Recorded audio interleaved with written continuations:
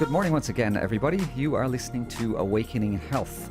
My name is Dennis O'Connor, and I have a return guest with me this morning, somebody called Anonymous Sage, who is, I guess, almost a self-labeled, in one sense, conspiracy theorist.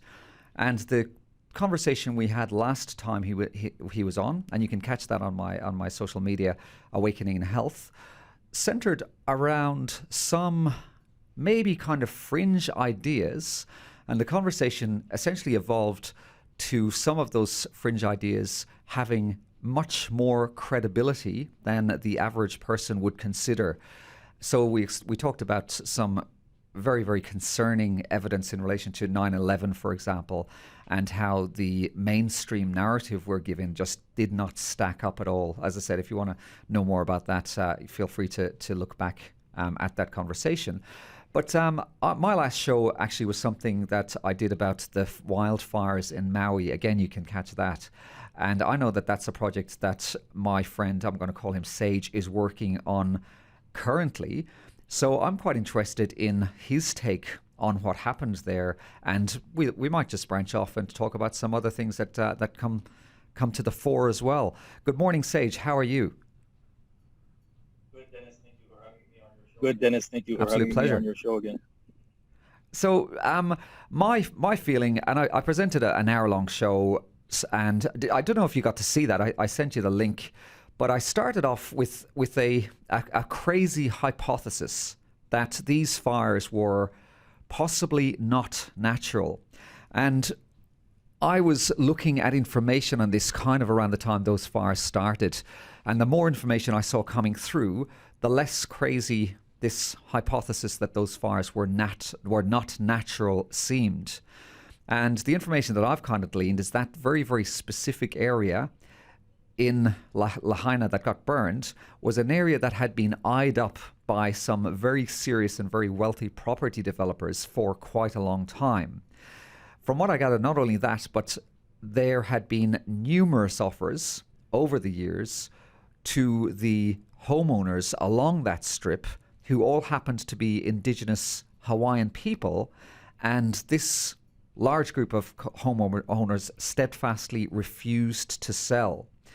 Then what seems to have happened is that very, very specific area got totally burned to the ground, and some little nuances in insurance contracts were changed in relation to zoning, which from my understanding means that those people who got their houses destroyed in this fire can no longer receive insurance payments for those houses. And then with almost impeccable timing, we have these property developers swooping in to save the day, offering pennies in the dollar for these wrecked blocks that previously could not be zoned or rezoned or rebuilt on because they were traditional houses. Now you've got these essentially vacant sites which are ready to be taken over and built on. What do you think when I'm expressing that, and what else would you add to that? Yeah, that's very plausible scenario, and certainly one that requires further consideration. But I would take things much further than that. The scenario is a lot deeper than you can imagine. So that's just kind of scratching the surface. I actually started just by trying to understand what really happened in the fire itself, and was it really natural, or was there something fishy going on over there? So I decided to start by just examining, what the aftermath of the fire looked like, using satellite photos, comparing before and after of different areas, and also examining some of the damage that occurred from, residents' videos and the aftermath and stuff like that. And it all looked so fishy to me because for some reason, all the trees were standing intact. Now the leaves had still been burned off on all the trees, so it still looks like they experienced some residual heat from whatever this fire or disaster was. But the trees themselves, in terms of the the structure of the integrity of the tree was still standing everywhere. And only the buildings, only the man-made structures and buildings and cars seem to have been destroyed, basically, or Now, burned what to a what crisp. what would be suspicious with that? So, Because could we assume that those houses and those buildings that were destroyed were made of a flimsy, flammable material, for example, and might have been prone to a natural wildfire, whereas a tree is much sturdier? Could we assume that the trees are of a certain height where they're not going to be affected by the fires?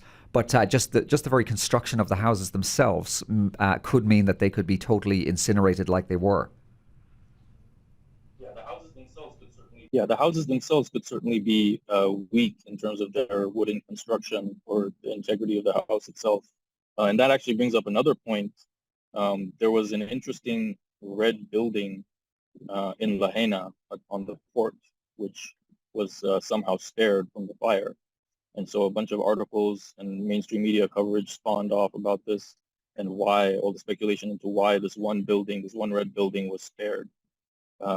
And all the other buildings around it were completely destroyed and razed to the ground. And it turns out the owners of that house, they fortified the house with essentially a steel roof, a fortified steel roof, which I would imagine can repel any type of fire or attack of high intensity. So that probably is what really spared the house. But that's another sign that whatever it was is probably coming from above, whatever it was that was attacking this area. Now, back to your point about the wildfire and how the trees might still be standing. I've seen images of like natural wildfires, aftermath of natural wildfires. It is still seems to be more sort of erratic and spontaneous and random in terms of the way, because that's the nature of the natural wildfire. It will kind of randomly spawn off in different directions because of the way the wind is blowing or the speed of the wind. And so you'll probably see like some trees might be half burnt with some of their branches burned off, and other trees will be standing intact. So I think that randomness is something you should expect if something is natural. The way this looked from the satellite photos, it looked so clean in terms of the borders and the outlines of each area that you're looking at and the buildings that were razed to the ground. And it actually is reminiscent of the 2018 wildfires in Northern California, which looked very similar. And in there, it was even more prominent that the trees were standing upright and they had not even barely been touched by the fire or whatever it was that went through that area. Yet all the man-made structures, houses, were all like completely destroyed, Can we leveled make to the ground. And that's another thing can we with make a natural case wildfire. then that maybe the some of those houses had gas, for example, or the electric, some of these houses have a predisposition to be demolished easier because of the contents, maybe gas tanks or electrical circuit boards or cladding, for example. Could we make a case for that? You could, but again, with something like that, that will still be randomly dispersed throughout each house because each house has its own layout and structure, and so you would still expect to see some randomness of that. I'm not entirely sure if the magnitude of the flammability from that would destroy the entirety of the house, but it's possible depending on the house size and structure. That would certainly make it more vulnerable. And I hear what you're saying there. That the systematic absolute obliteration of the houses was one of the things that just stood out for me. We're talking about nothing left standing. The whole blocks in almost a kind of a incinerated, they're just cinders remaining. So, and that to me just seems quite phenomenal. And the other thing which I pointed out in the video that I put together was these pictures of these cars where you had the engine blocks that were melted and warped, and you had the aluminium wheels that were in a puddle pooled under the car. So the temperatures to actually melt aluminium rims, that's just kind of off the scale. Is that possible, do you think, with natural bushfires? No, I don't think so, unless the intensity of the fire is spread over a much larger area, um, or more concentrated. I think that's another sign of some type of weapon or sophisticated technology that was used here that is different from something natural. So the way, even when you look at the cars, I mean, just the way they are so burnt to a crisp, it's almost like something microwaved. It doesn't seem it seems weird that a natural wildfire would somehow so quickly raise over even like a street like that, on next to a port or next to the beach, and completely demolish everything in its path in that area, and that the fire wouldn't have stopped before that, or uh, you know, some people claim that fires can go across man-made roads and can spread across man-made roads, and that may be possible, but to what extent would it be so thorough and so, uh, you know, complete in its obliteration? I'm not so And I sure think about as that. well, it's at the very least a shocking coincidence that it was confined to that area that was very much in the line of sight of these property developers. Right.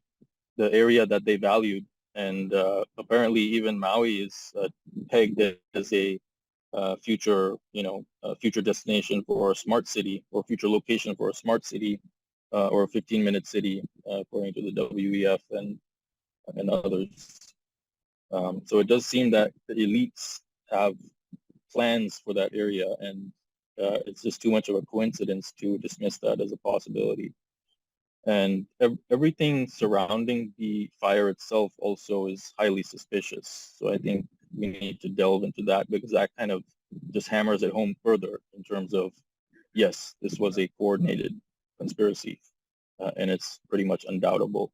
So um, essentially all people's services and utilities and everything was just shut off. So you have the cell towers going down, so people's cellular communications conveniently was turned off while this fire was occurring.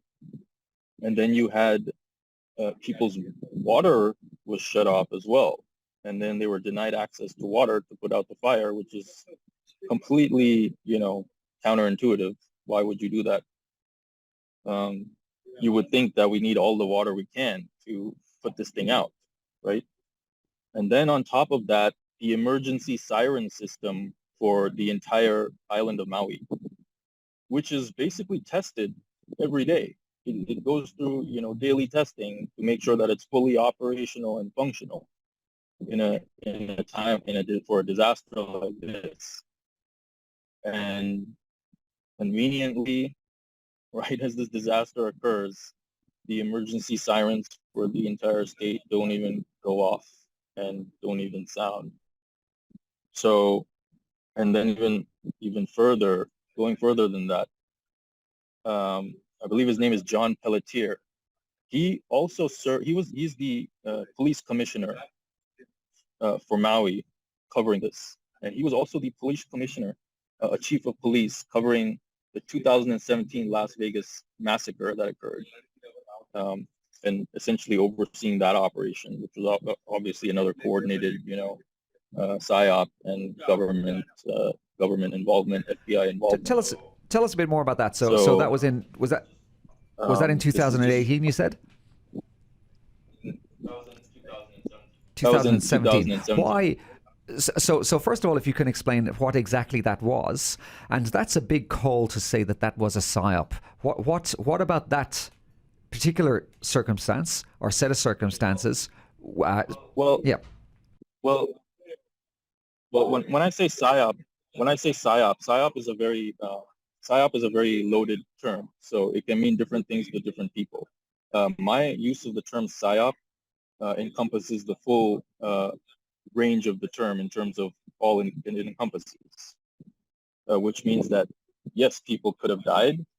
There very well could have been a lot of tragedy and death, but there was still very much a manipulative aspect to it in terms of the way it was portrayed in the media and the way that they spun it. Okay, that makes sense. It's almost That's like kind of that what I comments look at. that some people make, never let a good tragedy go to waste. So put a spin on it, utilize the fear around it, or embellish it, or add elements that are not true to a set of events, all the way through to actually even manipulating some of the elements of the particular event to have a certain agenda. In particular, about that event where this police commissioner already was supervising, what were a few red flags for you that stood out with that? Why would, again, we use this word loosely, they? Let's assume there is a group out there that does want to manipulate humanity to a certain extent and kind of take our freedoms. Why would they have done something in 2017 like that? Well, it's part of the larger gun grab agenda. So they orchestrate these types of mass shooting events, and they have varying levels of intensity. So some might be smaller in degree, or they might be more localized in maybe a small public place or temple or something like that. Whereas something like this was on a more massive scale. 2017 Las Vegas one was a bigger, shooting spree where a bunch of people died. I think there were like 60 deaths in total and hundreds of people injured. So this was on a bigger scale, but it's part of the initiative to strip citizens of their ability to wield high power weapons, basically. And I suspect that is what the whole agenda is. But Las Vegas was weird because you obviously had the same police chief overseeing that, and he seems to be a great guy at covering up these types of things and working together with the FBI over there as well to make sure that nobody, asked too many questions or poked around too much. But the person who was accused of doing that killing spree was a 64-year-old man named Stephen Paddock. And there were so many weird sort of issues around him and a suspicious background. Nobody really knew where he just came out of nowhere to just commit such a horrific crime.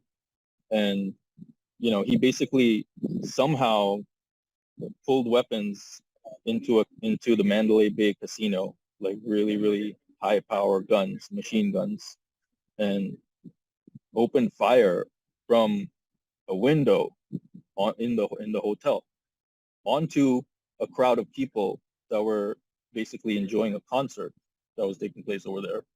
And so you can imagine there were hundreds, maybe not thousands of people over there. And I actually had a friend from college who was there when that happened, and he posted his reaction on Facebook about how horrifying it was, and everyone was just terrified, like who is shooting at us and from where.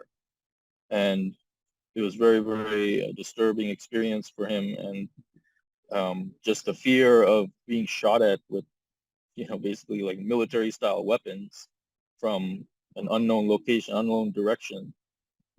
And you're all out in the open, like on the Las Vegas Strip, basically. And you can imagine people would be like running for their lives and wondering what the hell is going on. What parts of that then didn't add up for you? So what's wrong with the narrative of this crazy guy? The reason there's no information about him is because he was already a little bit crazy to begin with, so he's not socializing. He gathers this group of weapons, and he kind of hates life, and he thinks, oh, there's a concert, there's a good position for me to shoot at people there. Why can't it be that simple? It's never that simple. And I also heard reports about FBI being present over there and possibly having helicopters in the area where they were also wielding high power weapons and shooting at people in the concert. So there was another issue, I believe, where the Saudi royal family purchased certain floors of that building, of the Mandalay Bay Hotel. And it was was in that area, or from one of those floors, that Stephen Paddock actually ended up committing the crime from. And just the cover-up aspect of it gives it away. The fact that the FBI covered it up, and the fact that there was a predictable narrative around that in the media is usually a big giveaway. And a lot of these people, like Stephen Paddock, they end up being, they may be an MK Ultra. I'm not sure if your viewers are familiar with this concept, but MK Ultra is the CIA operation to essentially mind control people. And so it's entirely possible that these people who commit these crimes are MK Ultra victims who are under someone else's directive or control. And the fact that there was a lot of cover up over this, and the predictable media narrative kind of gives it away. A couple of things there. So just for more context there, MK Ultra is not a quote unquote conspiracy theory. It's actually something that we know existed from redacted documents. There's people from the government organizations who talk about the program. It's very well documented that this program existed, and it also involved the use of hallucinogenic drugs. It involved the use of torture in order to see if people could be or would be controllable. And the narrative, I guess, that we're given about MK Ultra is that it was disbanded and it's no longer running. But again, it's almost like an oxymoron to consider that organizations like the CIA are, when their whole business, their foundation is built on secrecy and deception, it's preposterous to think that they tell us that these programs are disbanded, and we are going to believe them. It just doesn't add up in any way, shape, or form. But the thing that kind of jumps out to me is how somebody can bring a whole load of weapons through a casino, which you'd think the security would be more robust. But just back to what you're saying, some of those other cover-ups are inconsistencies. Give me some more, flesh that out if you can.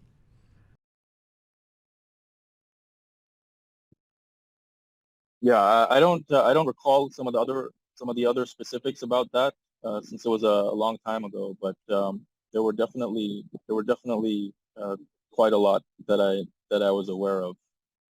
But I think it's worth it to go into MK Ultra and how that program was kind of expanded, and that'll give people more context into how, since a lot of the Las Vegas cover-up is stuff that's still a lot of speculation, and we still don't even know what really happened, because there's so many different alternative media storylines as well, and conflicting viewpoints.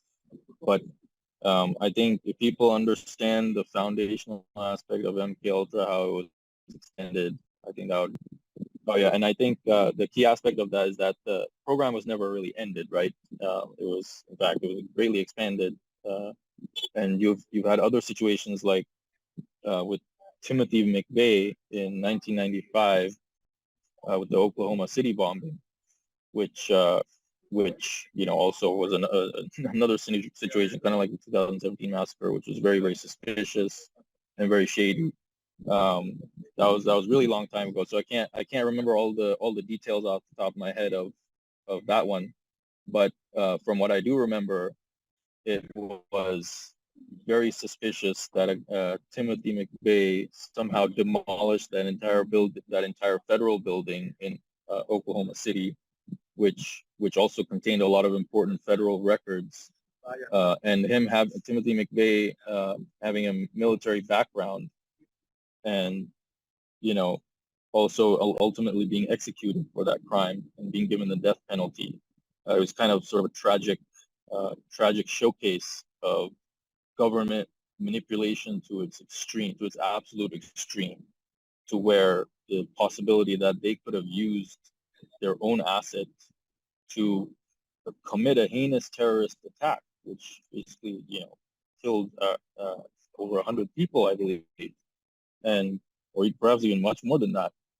And it was inconceivable that they could use one of their own assets who served in the military for his country, for the United States government, and they sabotage his mind to essentially carry out that terrorist attack, obviously with help from the FBI and other agencies, government agencies, and then basically turn on him and kill him.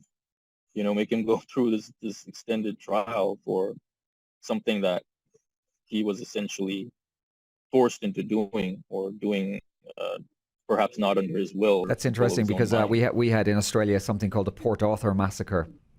And the fellow who committed those crimes, a fellow called Martin Bryant, was intellectually impaired. Apparently he had the IQ of a 13-year-old. And initially, I believe hook, line and sinker, the mainstream narrative, the media narrative behind that. But when people like yourself started looking into that situation in particular, some of the inconsistencies with that were just absolutely mind-blowing. I've seen since experts, world-class snipers, saying that on their best day, there is absolutely no way they could have performed the killing that he was meant to have done.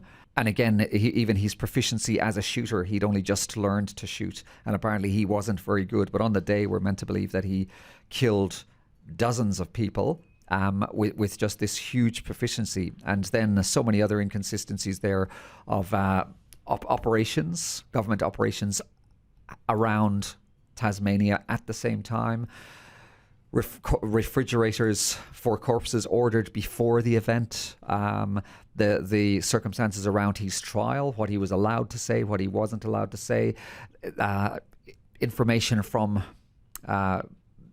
prominent, speakers that was undertaken behind closed doors, not open for public record. The list goes on, and the deeper you dig into it, the more sinister it gets. Eyewitness accounts saying that he was somewhere else when he was meant to be at a certain point. Other eyewitnesses saying that there was more than one shooter, for example, and all this information very methodically taken out of the public sphere. And I suggest anybody who wants to challenge me on some of those facts, they reach out, because I mean this stuff is actually not too difficult to find out. And again, we also talked about that convenient circumstances, this convenient circumstances where we discussed 9/11 a few weeks back, and having Building 7 taken out, which had this massive load of information contained in it about this missing, I think was it $2.3 or $3.2 trillion that Rumsfeld announced the day before 9/11. So again, like McVeigh in that situation, it's very convenient that this very important database of records was conveniently taken out. Right. Yeah, $3.2 trillion missing from the Pentagon, and then there's no accountability for this. When you go higher up in the chain of command and the military operations, and in places like the Pentagon, there's just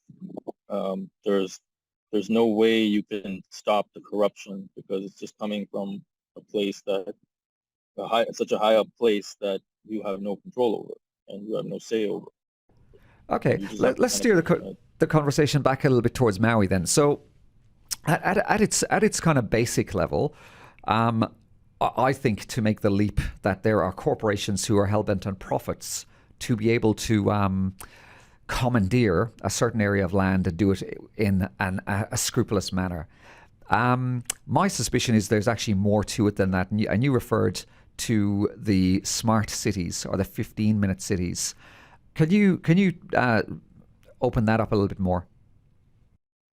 Yeah, I actually tried. I tried looking into that one, and I couldn't actually find much information other than this document that was published about some forum that happened, or some type of convention that happened on the island of Maui relating to Internet of Things. So I presume that is what people are referring to when they refer to the smart cities, because the Internet of Things is deeply intertwined with smart cities and how smart cities are going to operate, basically. So people will have like embedded devices, and it'll be sort of a concentration camp, I guess, type scenario in the cities, and they're planning on turning Maui into that. Now, I tried searching for information on the WEF in terms of whether they, whether they want to turn Maui into this type of smart city. And it does seem like they have Maui pegged for this. And when the WEF does that, that's when the big money power is behind it. So it's going to be like a systematically evolving situation where you'll also see a lot of doublespeak, because I heard the Hawaiian governor Josh Green, and he said that we don't want developers to come in and sort of claim that land or buy that land at cheap. So it's I don't think he's being serious there, because obviously they have an ulterior agenda and ulterior motives. So they're going to do a lot of sly stuff under the table to kind of shift the situation in their favor. I also tried looking up at the legislation that people were claiming that the governor enacted 1 month prior to this disaster or something like that. And it actually, I couldn't find exactly what people were referring to in terms of allowing developers to easily buy up the land in the aftermath of a natural disaster because of zoning. So if you have a link to that you could send me, that would be great, because I couldn't find it after a cursory search. But what I did found was a bill that actually said the opposite. It said that it wanted to seemingly protect the inhabitants' land from predatory real estate developers or real estate influences who might be trying to encroach on that land or purchase that land.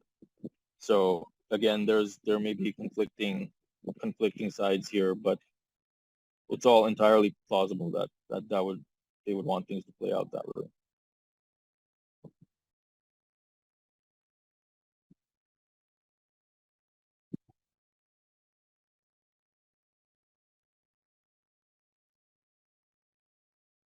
On an extreme, and I'll start with one side of it, and I'd like to hear your description of the other side of it. But on the extreme, one side is that we, as a population, should be very, very interested, and we should support this idea of having smart cities. The world is grossly overpopulated. We're like ants. We're destroying everything. It would make much more sense to have us all in these utopian societies where everything is new. We have lovely houses. We have all our conveniences within 15 minutes of each other. We have all our food very, very conveniently located. We have entertainment. We have sports.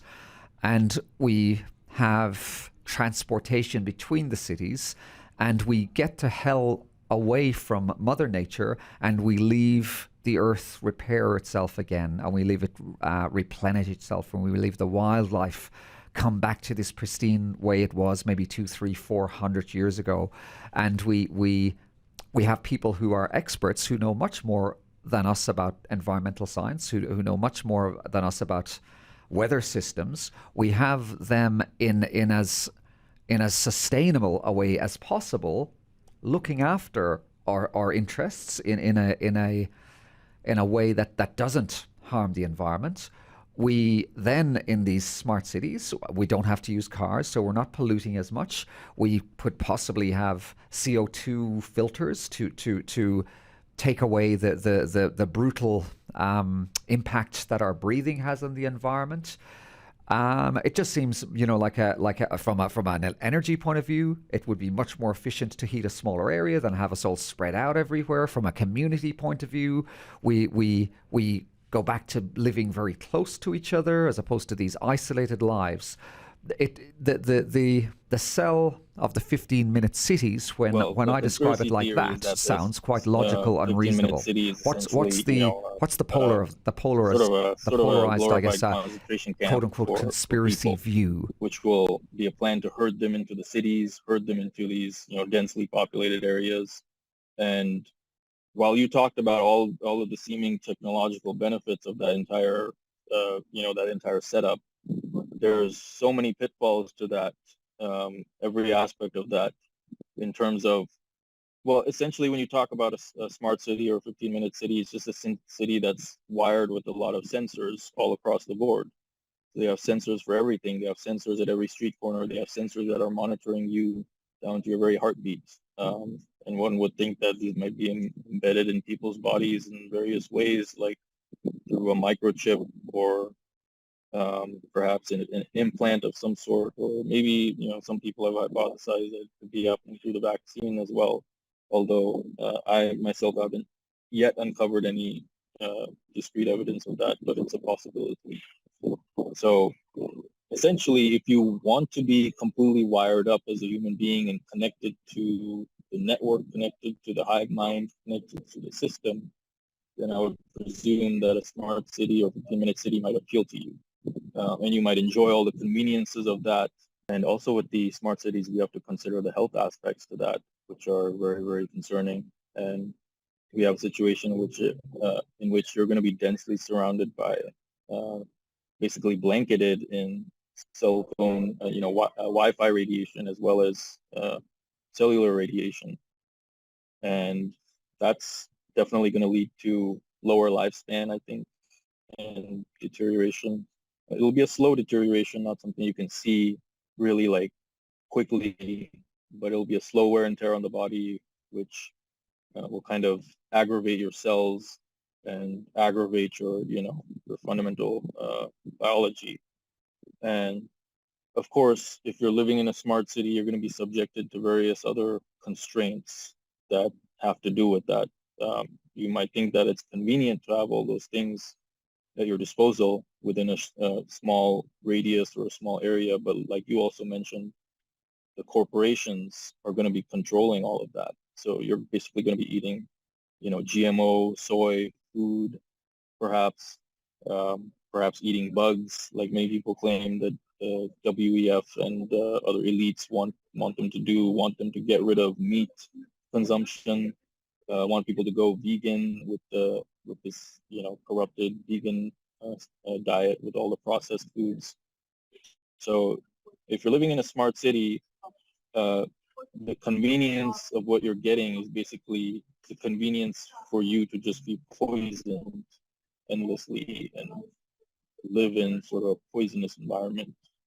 And you did mention something, I think, about one perspective being that we need to leave nature alone or something along those lines, or that we need to kind of retreat from nature and let it heal or let it regenerate or regrow. And I think that can still happen even if humans are already immersed in nature, as long as humans respect nature appropriately and accordingly and use it appropriately for their own benefits, rather than abusing it and harming it. And I think a big reason why nature has been harmed so much is because of this corporate intervention coming from these huge corporations that are completely corrupt and essentially organs of the state or extensions of the state. And so just like with the Pentagon and all these other federal organizations, the corruption goes really deep even at the corporate level. And so that you're going to be under their command if you're in a smart city. The alternative is to go merge with nature and be more, an agriculture, perhaps mindset of like growing food, which is what some people have done, going off grid, buying up land and growing a farm or growing a small community and essentially living that way, to try and basically decouple themselves from this system and this corrupted system. So I think the smart city approach is just a deeper and deeper concentration of all of this power in the corporate hands, in the hands of elites and cabal who make people easy to monitor. I think China also has already basically kind of started implementing this in places across their country, obviously with their social credit score or WeChat integration that they have. I don't know the extent of that, and there's obviously conflicting reports, but I think that gives you an idea or a peek into what a smart city and in a Western country might look like, especially when they implement this fully integrated X chat, app, which ends up becoming sort of a copy of WeChat, which is what a lot of people are predicting. And that would obviously tie into a 15-minute city as well, because you would be using that to basically conduct all your affairs in society. You go to the bank, or you might be using the X app as your banking platform, which appears to be Elon Musk's plan. And for And people that don't know, I've got a few different contacts, but I also have contacts from Asia, and WeChat is I guess a platform a lot like Facebook, more so than probably Twitter, but everything is conducted there. You have your telephone calls, you have your payment system. You just open WeChat, you wave your phone. It's contactless, and this very much ties into the idea of central bank digital currencies. And I've certainly seen enough reports that are fairly convincing for me, where people, because they haven't done the right thing, they might have dropped some litter or talked to the wrong person or opened the wrong website. When they're trying to pay for their groceries or their shopping, they're getting declined. People have expressed their concerns, which I agree with, of, let's say we're on meat rations because meat is killing the world. We're allowed a quota of 500 grams a month, for example. And the other thing that I can kind of pick up when you're talking about these smart cities is, if there were nefarious groups in control of the world and they have us corralled into these concentration camps almost, and they control the food, they control the money, they control the air, they control the what's going in, what's going out, with technology, really we are effectively in a prison where we lose all control of our autonomy. Yeah, that's correct. You lose control of your bodily autonomy, and you lose control over your say in so many different matters pertaining to your personal liberty and the freedom of movement. And, obviously you would think they would implement things like taxes and fines and levies for people who stray away from the 15-minute city, or in areas where you don't belong, because they may want to cordon off the natural areas. And the countryside and things of that nature. Now, there are also other, quote unquote, conspiracy theorists who speculate as part of the UN Agenda plan 2030 is basically they want to control all the national park areas in around America. So when you look at a national park like Yosemite or something, it's a beautiful area, and it's a wide sweeping area, but it covers like a real bulk of the main sort of natural pristine area in that region, where you're talking about like the Sierra Nevada mountains, or going further east, even in the Rocky Mountains, there are various national parks which are basically areas that are cordoned off by the government. And so people speculate that that's part of a bigger agenda for the government to just close off those natural areas and herd people into the cities. Because now you can't necessarily go to a place like Yosemite National Park and like go off-grid living, You can't build a farm there or something. It's reserved as a national park for tourists. So I definitely think that's a plausible scenario, which ties into this whole agenda of herding people into these cities and into these urban areas. Where they will limit more and more and more. They'll limit your access to natural areas, and even beyond the national parks themselves, you have national forests and other things of that nature that have federal jurisdiction or state level government jurisdiction or involvement, which means you'll be having patrol officers working those areas and patrolling those areas, and it'll just be difficult to make any headway in any kind of federally controlled natural area. So perhaps people need to get creative if they want to somehow branch away from the smart cities, which seems to be coming in our future. Are you suggesting that that part of the motive to preserve these areas of national parks is to continually decrease the areas in which we are allowed to go or to build or to grow, with the idea that it slowly is corralling us towards these smart cities. Yeah, definitely. I think that's part of a larger agenda to now, obviously, when you look at the documentation for those things, I mean, I don't know what type of terminology they might use. Maybe they'll say something, that it's for some BS purpose, like for protection or preservation of the natural pristine beauty in this region or something like that, something very superficial.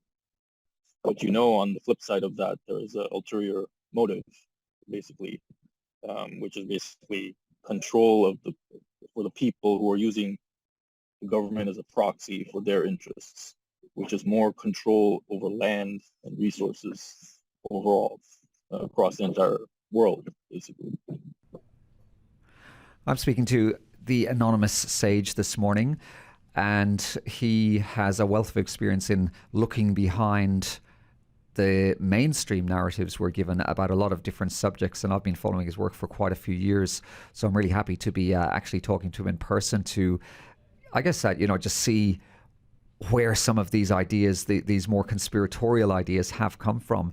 And we started out talking about the Maui fires and the suspicions around them, and we've just kind of tangented off into talking about the risks, I guess, for humanity should we see smart cities come into place. And there's examples in China especially of people essentially losing their liberty, losing their freedoms already over there in pockets where they've got every aspect of their life controlled by a government who's watching everything. And that certainly isn't something that I want to be a part of. I want to be free, And the other point I think which you made, which was subtle and fairly quick, but I want to harp on it a little bit, is that it's not us that's destroying the environment. It's these corporations.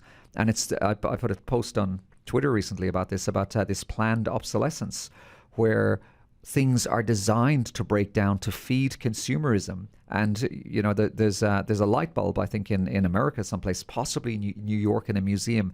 It's an incandescent bulb which has been alight for something like now 104 years, I think. So we have the capacity to make things that endure. We don't have to have all this disposable stuff, the plates, the plastics, the cars, the fridges that break down after 2 or 3 years. These methods are being thrown upon us by corporations. It's not our choice to have things breaking down and have these things ended up in landfill. And the point I'm trying to make there is that we have to know our enemy. The narrative is that it's all our fault. We're being given all this stuff. We're dirty humans. We're messing up the world.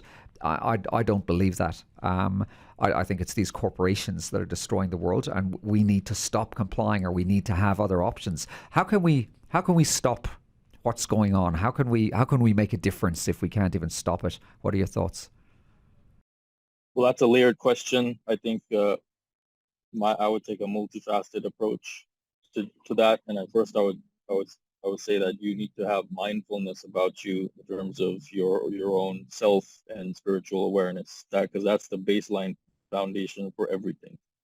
So you should have a spiritual leaning, looking at not just the physical world that you see, but also the invisible world that's layered on top of it. And it's very important to be aware that that's present. And that's also having an influence on things that you see and happening in the material world. And people may point to astrological events and things of that nature. It's good to be aware of that. But I think just making sure you're strongly grounded in that is a good start, because that serves as like an antenna or a compass, which will kind of guide you in the right direction, even for the more like practical things, even for, if you're trying to go off grid, or if you're trying to do something different from what the system wants you to do, then it will help you there as well.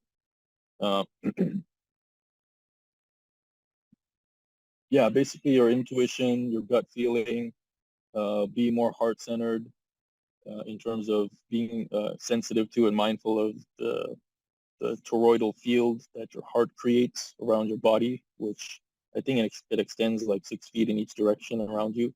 So it's much more powerful than the magnetic field given off by your brain. Your brain's magnetic field is more, much smaller in magnitude. So one of the mysterious things is, what is that actually doing?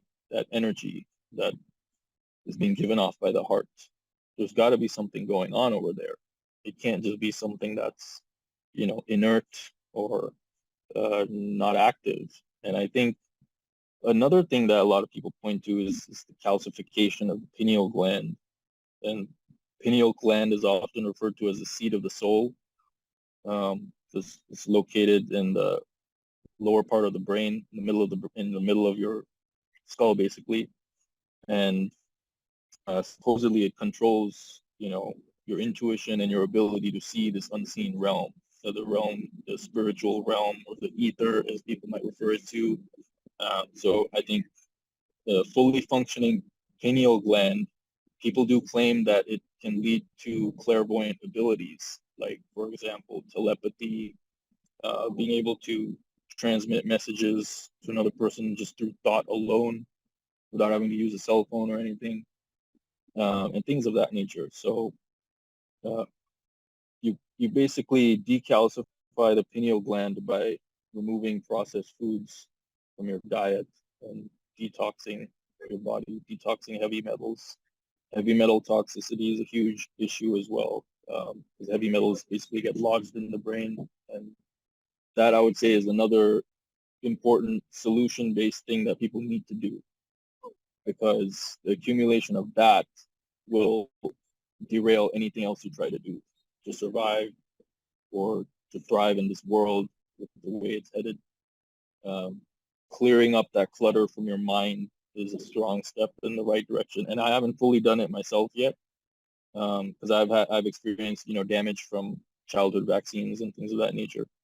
So it's an ongoing process that can go on for a lifetime. But I think being aware of that and limiting your intake, which will also have the side effect of taking control and power away from the corporations themselves.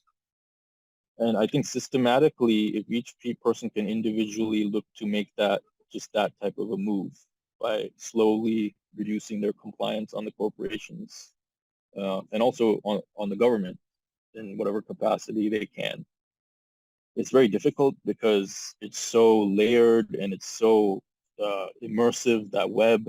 It kind of like traps you, in every facet of your life, right? Like, everybody's dependent on a bank, everybody's dependent on a cell phone, everybody's dependent on all this technology, which is all tied centrally to these corporate bodies that are basically organs of the state. And so what do? It's like you're kind of trapped on all sides. So when you are trapped on all sides, the focus is going to be on the information war. The focus is going to be on transmitting a message to people to open up their minds. Because if you have a closed mind, you're going to be trapped in the system. It's going to get you. You're going to just be a cog in the machine. If you have an open mind and you can see that there is a whole world out there of other possibilities, rather than just this dystopian, one direction, smart cities and technological AI type approach, that the transhumanist type thing that the elites are herding people into. There's so much more out there that Earth offers you, that nature offers you, which is far more healing and far more beneficial. Obviously, it takes a lot of work to get to that point. People have jobs. People, need to support their families. They have a lot of commitments that they're tied to. So I would say just slowly, systematically sharing the message with as many people as you can, because the information war is going to be what really opens up all the actual practical application. Because if you still have a situation where you haven't reached a critical mass of people who have that level of consciousness or awareness of what is really going on, no action is going to happen. No practical steps are really going to be taken on a unified level to implement what you really want to implement.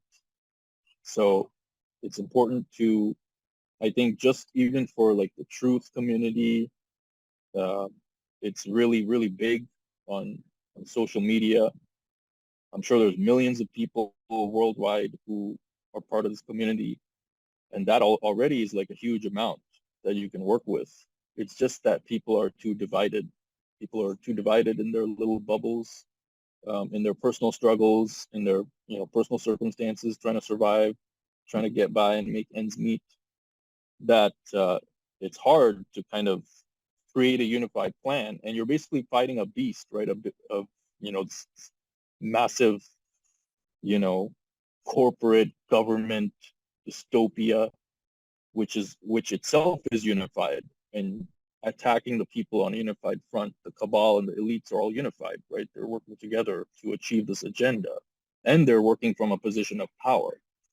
So you have to get kind of creative, and the way you get creative is by first making sure you tap into your intuition, and then that will start to lead you in the direction of all of these little practical steps that you have to take to fully dissociate from the system. And I myself haven't fully dissociated from the system at all. I'm still very much tied to the system in many ways. And I'm constrained in various capacities because of family, because of friends, because of various circumstances, financial circumstances, relationship circumstances, and everybody has their own thing that they're dealing with. And so that's part of the issue as to why there's no unified plan to really break free of this system. Because you may also have members of your family or colleagues or whoever that don't see eye to eye with you. If you're more concerned about like government encroaching on your rights and liberties and things of that nature, a lot of people are just going along to get along as cogs in the machine. So it's tough, and it requires a lot of sort of clever and creative, navigating through this muck of modern society.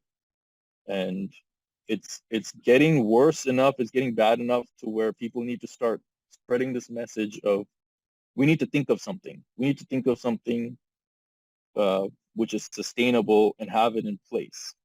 Now, I point to one guy who you're probably aware of, is Owen Benjamin, who is a famous, comedian from Hollywood, and he decided to just leave all of that, and he went off grid, and he's living in Idaho now. And he's very popular on Twitter. He has over 100,000 followers, and he posts very, very frequently. And he essentially turned away from being a comedian to then being basically a content creator, someone who just creates videos and content for people. It's kind of what you're doing. And so he makes money off of that, but he went off grid, and now he's basically fully self-sustaining. He has a huge farm, an area where he's growing his own crops and vegetables, producing his own milk, raw milk. He's producing his own meat, his own cattle, his own livestock. And it's in the beautiful, pristine mountains of Idaho with all this natural beauty surrounding him, away from any, even the thought of a smart city.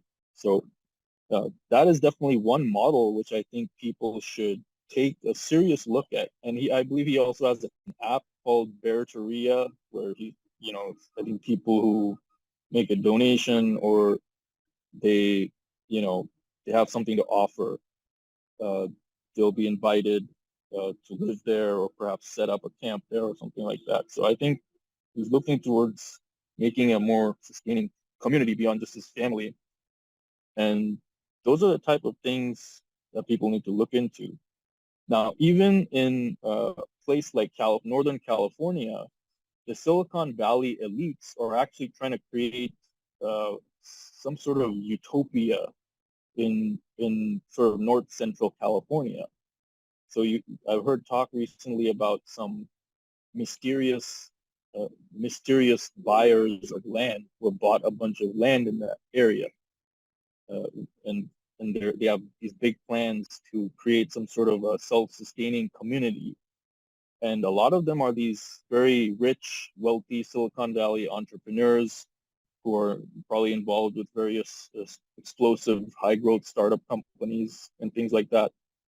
But I find that a little bit suspicious, because considering they are tied to the elitist community, What are their real intentions with something like that? And is it really going to be something for the benefit of humanity?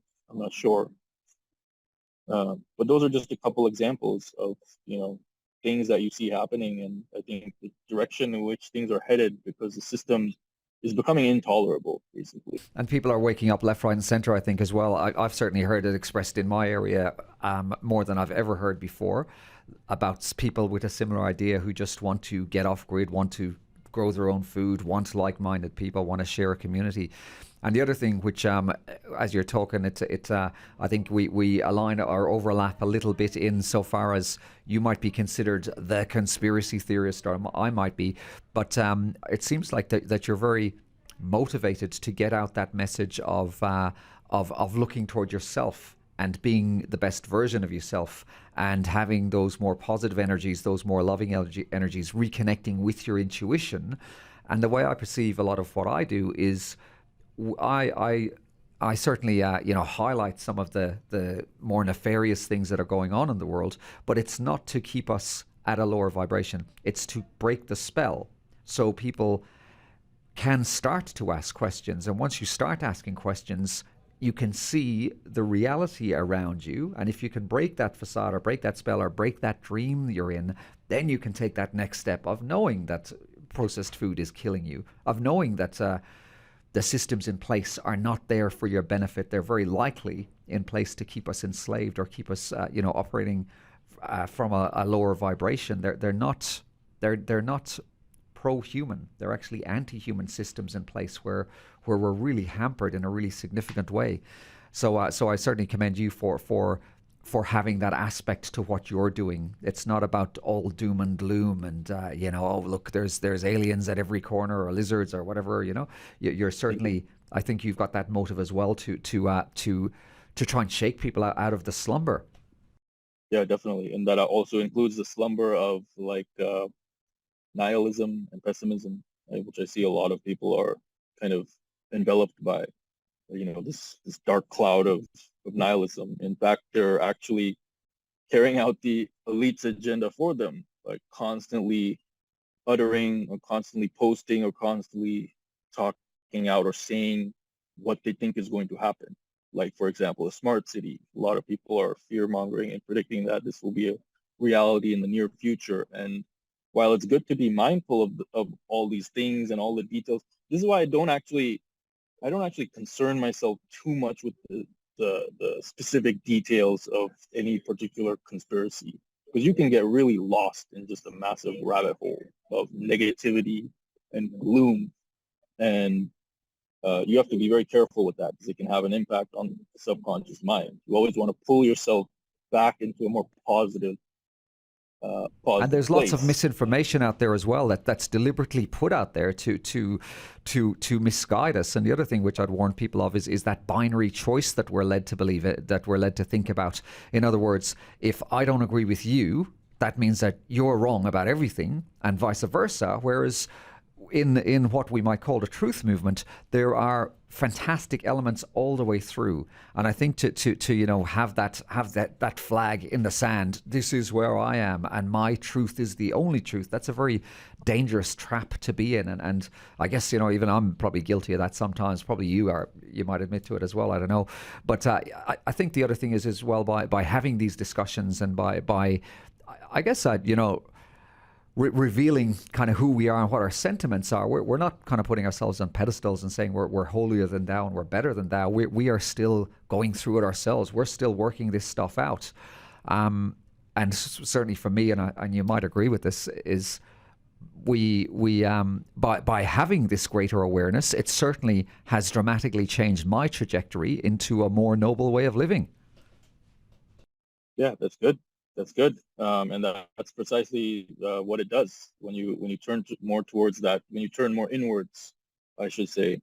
When you turn more inwards rather than, all this outward show and consumerism and materialism of modern society, you start to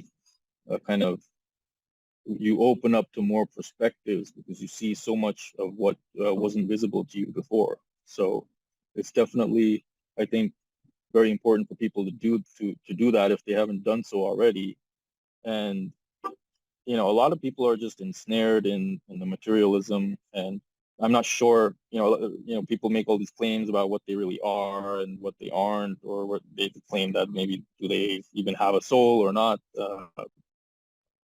I'm not one to necessarily speculate on those specifics, but if you're turning towards the materialism side, the consumerism side, I would say at some point you have to realize it's not really filling that need for more discovery, or discovering something beyond just yourself, or satisfying your basic desires and needs, and that comes through that spiritual development. And also the positivity aspect is so important, because you can get really trapped in basically materializing the Cabal's objectives for them. And you don't know that sometimes the way your subconscious mind works is very tricky to grasp a hold of, because it really is the automation engine for us as humans, for our minds, for our conscious mind, that is. And it automates everything, but it automates everything even down to your behavior, how you react in situations, how you act, and the actions that you carry out. It's all related to your beliefs and your feelings that superimpose, or basically instruct to the subconscious mind. And it'll operate on those. So if you feel very negative about things that are taking place, if you feel like it's inevitable, this type of dystopia, or this type of scenario that the NWO and the one world government, then your reality might actually start to reflect things going in that direction. You may then, start to unconsciously do things which tie you, or bring you deeper and deeper into that nefarious agenda, rather than taking the steps to decouple yourself from that. So I think another thing that people can do is make sure what you're feeding your subconscious mind is positive and good and wholesome. Because even just scrolling on social media or scrolling on Twitter. Yeah, go ahead. Yeah, a little bit of a lag there. Sorry. Yeah, okay. So we're kind of coming into the end of the hour, but yeah, great conversation. And I'm probably this is our second little time round now, so I might have to get you back and explore some of those other topics, because I think we got a lot we could discuss and talk about. You have been listening to Dennis O'Connor from Awakening in Health, and you can find these kind of conversations on my social media. Which again, if you search Awakening in Health, you'll come across some of my links. And you can actually get in touch with me personally, that at Dennis, DENNIS, at awakeninginhealth.com. And Sage, can you tell anybody who might be watching or listening about your socials side of things, where they can find you, and even if they wanted to, how they could contact you? Yeah, you can find me at Anonymous Sage1 on Twitter, and you can find me on Gab at Anonymous Sage. And I'm also on Telegram at the same handle, at Anonymous Sage. And if you want to visit my website, you can go to sageobserver.com, where I'll be posting blog articles regularly on various topics related to the NWO, the emerging one world government, and the Cabal's initiatives for the future and their agenda. But also other things like the economy and science and tech, and a wide variety of topics. I had a look at your site, and it's got a lot of good content on there, and I'd suggest people do have a look at it. Is there anything else you'd like to say just to close? Yeah, as in closing, I would just encourage people to don't feel overwhelmed by all the changes taking place in the world. Right now, there's also astrologically a lot of changes taking place, because there's a super full moon on August 31st, which is 2 days from now. And that could be influencing people as well. I've heard people talk about people getting really fidgety and angry and irritable during this time. So maybe that could be influenced by that in terms of an astrological effect. But don't allow yourself to fall into a fear vibration, and just don't allow yourself to fall into nihilism, basically, there's a lot. I've seen a trend of that. Just do what you need to do to thrive in this environment. And there's a lot of avenues for doing that, and just trust your intuition. I think intuition, if you trust your intuition, it'll guide you in the direction and even the very specific steps that you need to take to navigate this sort of emerging clown world horror show that's going on.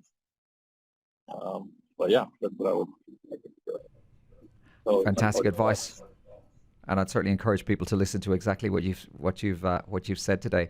Again, thank you very much, Sage, for being a guest of mine for the second time on Awakening in Health. And for everybody listening or watching this, I look forward to bringing you another chat with a great guest sometime very soon. Have a great week. Thank you, Dennis. Hey, awesome, man.